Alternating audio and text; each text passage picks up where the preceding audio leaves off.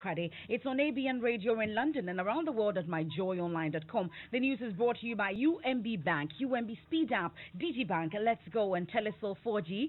Just a touch. In this edition, children in Choco, efficient community in Accra, appeal to government to reopen schools as they are unable to benefit from online teaching classes. No, please, I don't have any internet connection. I'm begging the government to open our schools so that we can go to school and learn. But by now, our learning is going down. We'll hear from them as the COVID-19 exposes huge inequality gap between haves and have-nots. Officials of the Social Security and National Insurance Trust dismissed suggestion by former President Mahama for the trust to provide relief to contributors to mitigate the impact on COVID-19 on the citizenry. We'll hear from the former president as well. And Upper West Regional Director Dr. Osei Kufo Afre reassigned as health authorities in the region battle deadly CSM, which has claimed at least 40 lives. The Regional Director Health Services has been reassigned to headquarters of Ghana Health Service. We have sports. We'll tell you the story of how COVID-19 has affected the Ghana Premier League side that invested huge amounts in their team before the start of the Premier League season. And as Muslims start Ramadan fast in very unusual times, we'll hear from a family on how differently they are observing the fast. Because of the coronavirus disease, so we can't come out and go and pray in the mosque. So each and every one of us will pray at home and do our tarawih. We start our Holy Quran in the house. We have more as the National Chief Imam urges the faithful to comply with the restrictions. All that and more here on the Midday News with me, Emefa Apawu.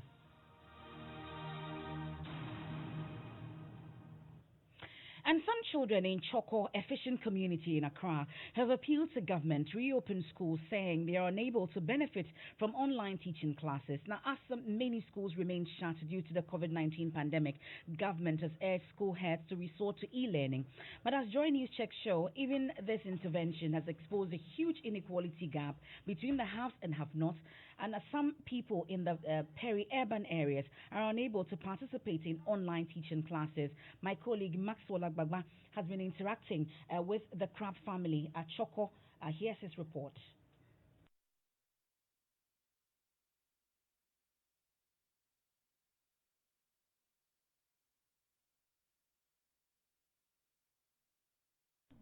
I'll get to my colleague Maxwell Agbagba's report shortly, and also we'll flip the coin because in the upscale neighborhood in Legon, the situation is entirely different. Joining us, Dr. Bwedu has been speaking to the Simpson family on that as well. Her report will also bring to you shortly. But let's head to the Upper West region now because the Director General of Health, Dr. Osei Kufo Afre, has been reassigned. The regional minister has been making the announcement a while ago. My colleague Rafiq Salam joins us on the line with details on that. Rafiq will join us shortly. But let's head to our earlier story and listen to the Simpson family. Okay, Rafiq has joined us on the line. I beg your pardon for that. Let's go to Rafiq, then we come back to those reports. Now, Rafiq, bring us up to speed on this. Why has he been reassigned? Do we know?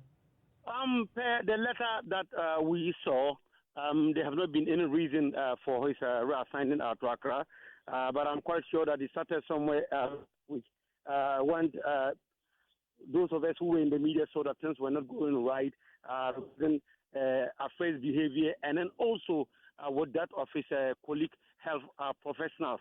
And so there have been something like a lot of mutual suspicion between him and then the other workers, and then that really, I believe that may have brought the cameras back in this particular issue. But there's a particular group that is coming up, bringing a petition to the regional minister, and that they want him to be investigated, and that has to do with the finances of COVID-19 and that of CSM. And so they want him to be investigated. And also, he's using his personal car, and then whilst they are using government funds to really maintain that particular car. So these were the issues that they came up with when the coalition of concerned citizens of Upper West Region met the Upper West Regional Minister, and then he broke the news. The Regional Director Health Services has been reassigned to headquarters.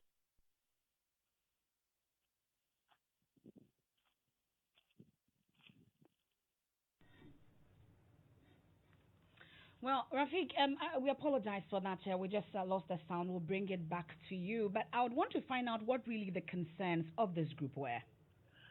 The group actually are talking about funds belonging to COVID-19 and also CSM, and also there is some issues that last Monday, even when Dr. Osei-Kufo had a check, that's what they are alleging.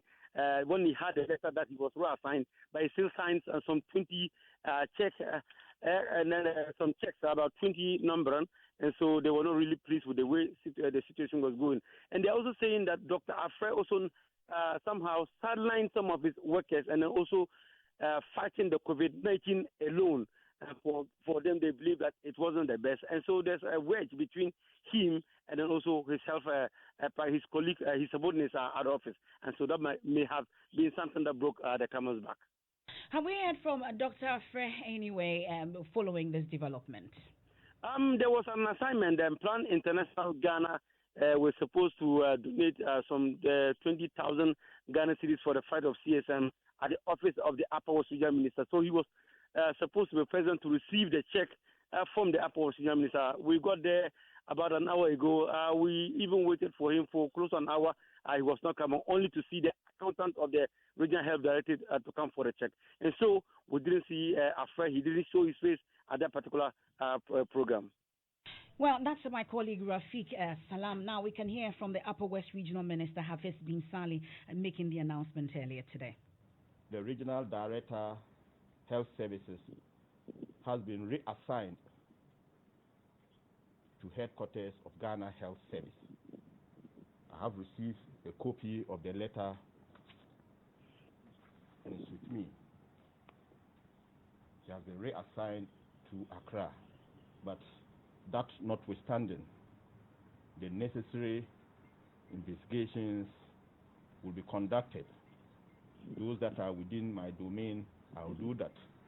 Those that will have to be done by Ghana Health Service, then we will get them informed to go ahead to do that. But let me assure the people of the Upper West region that we have been hit by meningitis. But the primary reason for the high number of fatalities has to do with the attitude of our people. That's the Upper West Regional Minister Hafiz Bin Sali. You're still listening to the Midday News. You're on Joy 99.7 FM. Let's come down south where some children in Choco, a fishing community here in Accra, have appealed to government to reopen schools, saying they are unable to benefit from online teaching classes. My colleague Maxwell Agbagba has been interacting with the Crop family at Choco. Here's his report. I'm going to interact with the family. Quite a number of children are here in this home. About 9 children actually live in this small house here on the side of the road. Let's get inside. Let's find out from them what life has been like and how studies, how they've been studying after schools were closed. Ago. Okay. Hello. Hi. Hey, how are you? I'm fine. You didn't go to school today? Yes. Okay. So let me ask you, what's the name again?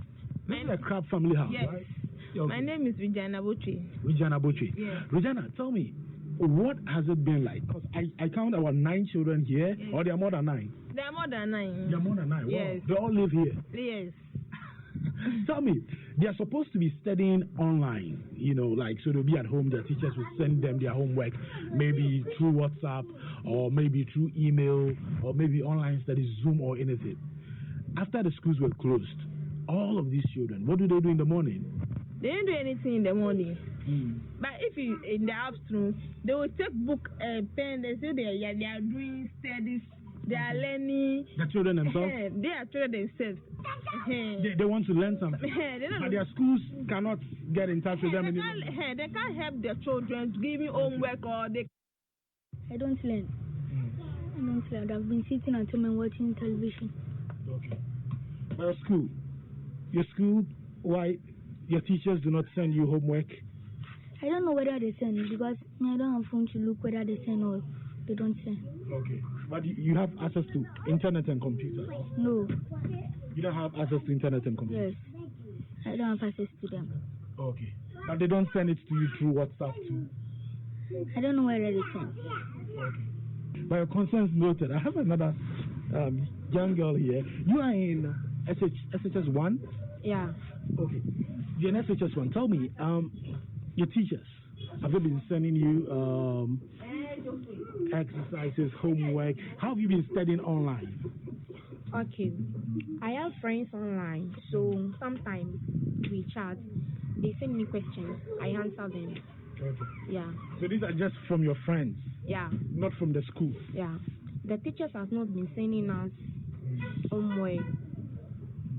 But you can access, you can go on the internet, and then follow the websites that has been provided where you can follow study. So why are you not doing that? Please, I don't have any internet connection. Okay. Yeah. Okay. What about you? What have you been doing? Just watching things and playing at home. Just watching TV and playing at home? Yeah. Wow. So I'm begging the government to open our schools so that we can go to school and learn. But well, that's Maxwell Agwagba's report from Choco, the Crab family. Now, let's flip the coin quickly because in the upscale neighborhood in Legon, the situation is entirely different. Joining us is Dorcas Bwedu, who has been speaking to the Simpson family. Her report is read to you. With the shutdown of schools, many parents have had to take on the duties of teachers, even with the onset of e-learning modules introduced by some of these schools. For some others, juggling these activities with their work life is a constant struggle. I have come to meet the Simpson family here at Legon. Nanayal Simpson and his wife have 4 children. He tells me it has been overwhelming. It's been very, very hectic, particularly in my case where I'm also supposed to be teaching others, online. Maybe second thing also has to do with the number of children you have, different classes, all being given different, assignments. One of the things that I did was to focus on the grown-ups. Once they are done, they will supervise the little ones. So mine becomes more like, check and do the final check. Regardless of parents' efforts, the children are beginning to miss being at school. 2 of his sons, Samuel and David, who are in GSS 1 and Class 5, share what it feels like studying at home and spending hours in school. It's relaxing because you're actually at home. There's not too much pressure on you. But I miss school because the way we learn is actually nicer than the way we learn at home. And I also miss the school because of my friends, and some teachers are actually nice enough to ask, is there any problem? It's very difficult. Like when you have work, when they give you work and you are doing it, then they'll bring another work on the platform. It's usually very different from school.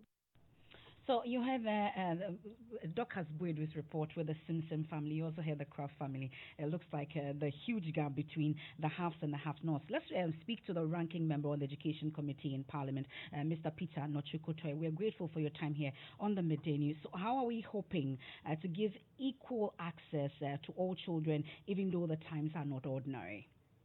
Yeah, thank you very much. The e-learning platform as introduced is not anything very new. It was introduced we call it iCampus learning some time ago, some 4 or 5 years ago, on pilot basis. Yeah, what is happening now is quite different because children are at home.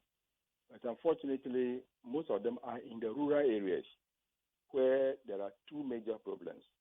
One is that of electricity, and another is the communication connectivity. So you realize that some or many of the students cannot have access to the e-learning platform because there is no way they can hook on to the learning platform, and that is affecting them. And it's all over the country. Then again, some parents also find it very difficult to buy data or credit, whatever we call it. Well, Mr. Nochukotoy, all the issues you are outlining, these are problems that we all know about. What do you think government ought to be doing to ensure that that gap is bridged? Yeah, in the first place, the Ministry of Education can negotiate with the telecom providers so that they can reduce data for students who the cost of data for students who are on the e-learning platform. They should be given a subsidy so that the parents can afford. Some also should be provided with affordable smartphones so that they can also access the e-learning platform. And that is what the Ministry of Education should have planned before even launching the program for its effectiveness. But how about those who do not even have access to the internet at all? Yeah, in some communities or districts, they have started this Wi-Fi program. So the district education offices have such facilities, some of them anyway. So they can go there at learning hours or contact hours and then have access to the e-learning program. But that also involves money because somebody may have to travel from the village to the learning center, maybe some 20, 30 kilometers away. Yeah. So the best thing is should have made sure that we have electricity in every part of the country, which we cannot do now.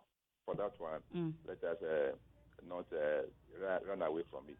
So it is effective. It is not very effective because many of the students are not going to benefit, especially those in the rural areas. We're grateful for your time. As the ranking member on the Education Committee in Parliament, this is certainly a matter that we'll take up with the Education Ministry subsequently. Now, the Social Security and National Insurance Trust, SNIT, has dismissed suggestions by former President John Mahama for the trust to support contributors within this period. In a televised address last night, the NDC flag bearer said the funds originally meant for retirement can be used to alleviate the sufferings of the contributors in times like these. My office has been flooded with correspondence from many working class people, especially in the private sector, who have not received their February and March salaries and are having a difficult time feeding and taking care of their families. The lockdown may have been lifted, but many businesses are still down and suffering. Employees are suffering too, just as the many players in the informal sector are also suffering. It makes me wonder why our Social Security and National Insurance Trust has not been responsive in this time of need of many of its contributors. Social Security contributions are essentially an insurance scheme made not just for pensions in old age before we die. They are also meant to help contributors in times of adversity such as this. But speaking on the new desk on the Joy News channel, Head of Corporate Affairs at SNIT, Ifwa Sarkodie, told my colleague Enes Menu the trust is unable to implement the suggestion of the former president because it will be in violation of the law. I'm sure, as you know, this is a creature of law. We are governed by an act of Parliament, Act 766. And as far as the former president's suggestion goes, we are simply unable to do so, not because of anything, but because of the law, which says that we cannot be seen as acting contrary to what the law mandates us to do. That would constitute a breach. And so until the law changes or is tweaked or is reformatted, for lack of a better description, we can only pay benefits as prescribed by law. So you talk about the law. What law gives SNIT the authority or the space, as it were, to contribute to the COVID-19 Trust Fund? I know you were at the Information Ministry making some donation to the COVID-19 Trust Fund. How does the law provide for this? So if you read the act makes provision that we can charge things to our administrative expenses.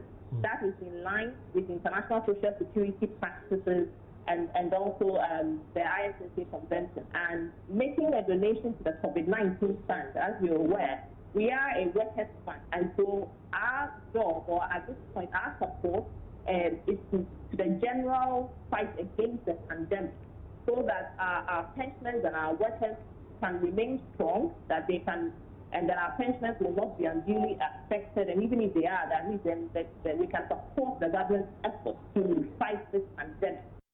That's Ifwa Sarkodie. She's head of the corporate affairs of SNIT. Meanwhile, Labour consultant Austin Game, who describes the former president's suggestions as wise, says the law can be amended to make provision for this since we are not in ordinary times. He wants government to initiate the move. I form part of the team that wrote the pension scheme. And during the course of writing the pension scheme, we proposed changes in the SNIT law give room for the setting up of the second tier. These are changes that can always be made. Even our constitution, we can amend it. This is a very complex situation we find ourselves in. Tense moment for people who are contributors to SNIT, who will not be paid at the end of this month, who will not be paid maybe next month, they are not too sure. Law can be amended. Our president recently went to Parliament and have a bill sent to Parliament. It was passed into law. He has now authority to commandeer us to respect certain things to save people's lives. Anything can be done at any point in time. Yeah, I think it's not going to be SNIT initiating the move. This is something that organized labor, employers, and government at a national tripartite committee meeting, coming under section 113 of the Labor Act, I believe section C, to discuss intensely about this issue.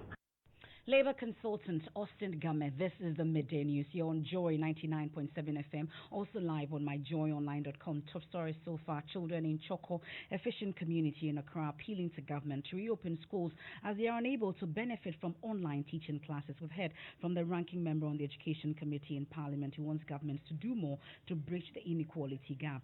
Still to come, as Muslims start Ramadan fast in very unusual times. We'll hear from a family on how differently they are observing the fast. Because of the coronavirus disease, so we can't come out and go and pray in the mosque. So each and every one of us will pray at home and do our tarawih. We start our Holy Quran in the house. UMB was established in 1972 as the premier bank for the corporate and private sector in Ghana. From our very beginning, as the only Ghanaian bank serving all categories of businesses, we set a standard for excellence and innovation over the past 45 years. We've built a financially healthy and strong bank, demonstrated our commitment to our customers and to growing businesses, and exhibited originality and innovation at every turn. At UMB, our focus is built around people, service, products, and technology. These are the key to our present success and our future triumphs. At UMB, we're poised to make a difference not only with our customers, but also in the banking industry. We invite you to share in our future. Our future starts now with you.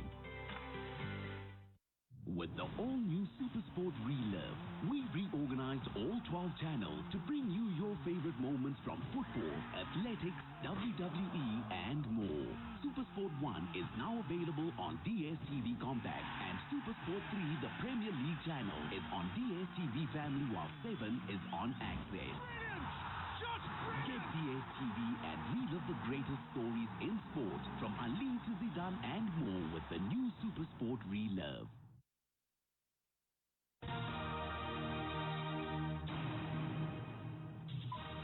Thanks for choosing the best. Let's do sports with Hansman Sarandon. And after spending so much on branding and trying to change the status quo, the COVID-19 has affected the plans of Ghana Premier League side Legon Cities. Benedict Osu takes a look at how a vibrant Premier League side has now dimmed due to the pandemic. Here's Joseph Mreku. Ebenezer Adi is in the center. With Sabila against the woodwork. Ebenezer Adi, good defending from Buedu. They started the Premier League with a big bang. A team with management poised to make a dominant impression both on the pitch and on the minds of all football fans in Ghana. Their entry was an onslaught, branding every space available anywhere. Unlike many of the Premier League teams in Ghana, Legon Cities has a vibrant social media presence. A brand new team with fresh players to unveil, Legon Cities have been a delight to watch, becoming the first club in this season's Premier League to start introducing popular Ghanaian artists at their home matches. They started with Shatawale.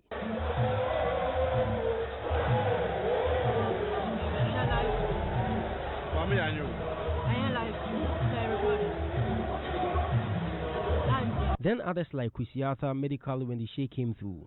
In spite of the hype, Legon City started the league losing a lot of matches. Unfortunately, when they started winning, this happened. The Minister of Health has confirmed 2 cases of COVID-19.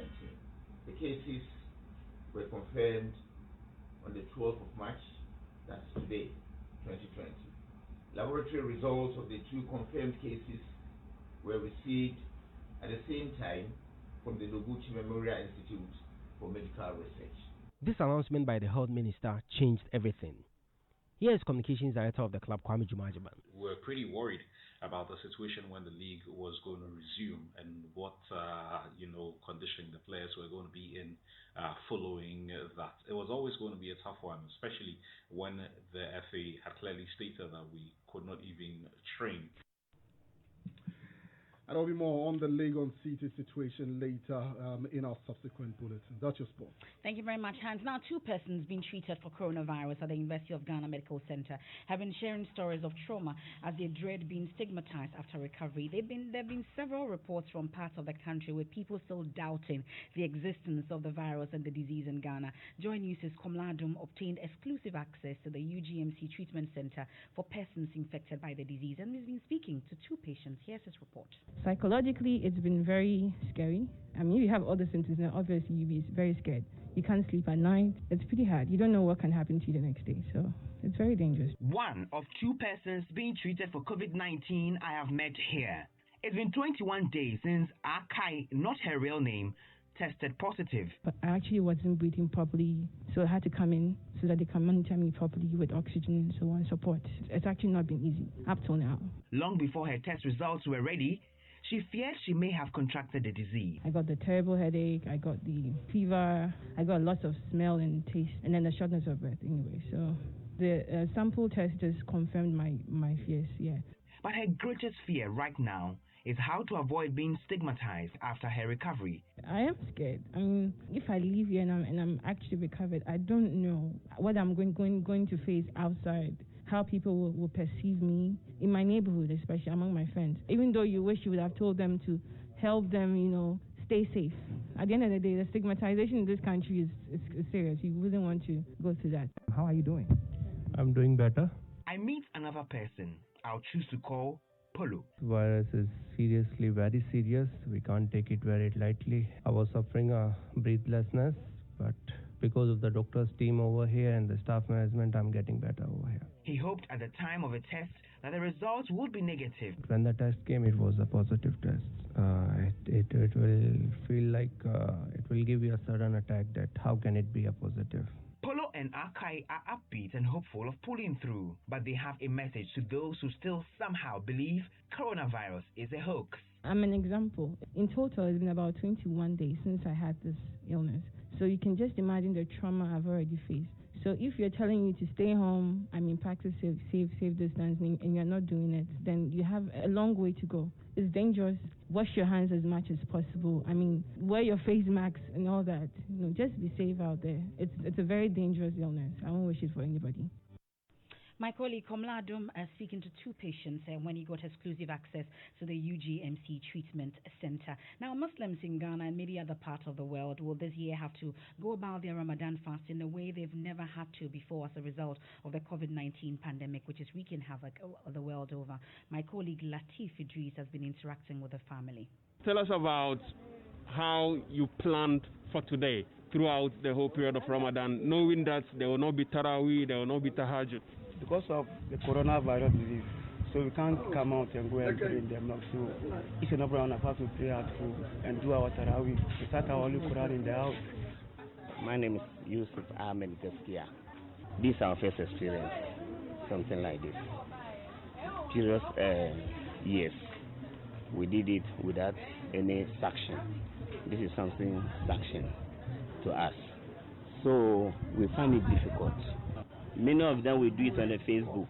Many of them will do it on the internet.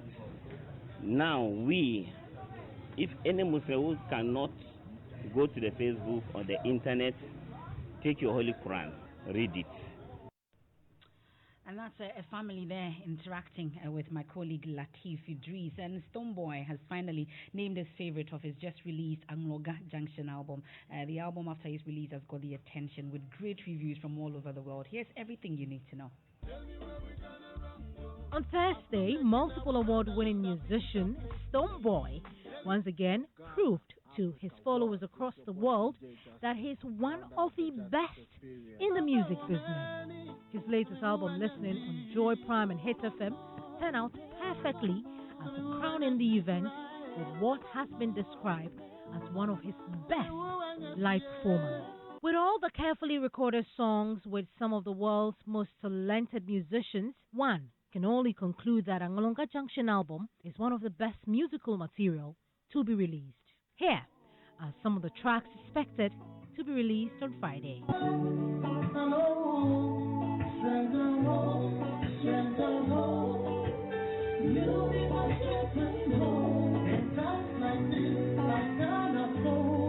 But who did Stoneboy enjoy working with on this album? You're putting me in a corner again, Charlie. I'm never really able to answer these questions because everybody is super great. But in the end, I say Kerry Hilson because working with women is a different movement, you know. And then working with a superstar like Kerry Hilson who has seen it all, done it all. I mean, I hardly thought we were going to be good friends, you know. Your guess is as good as mine.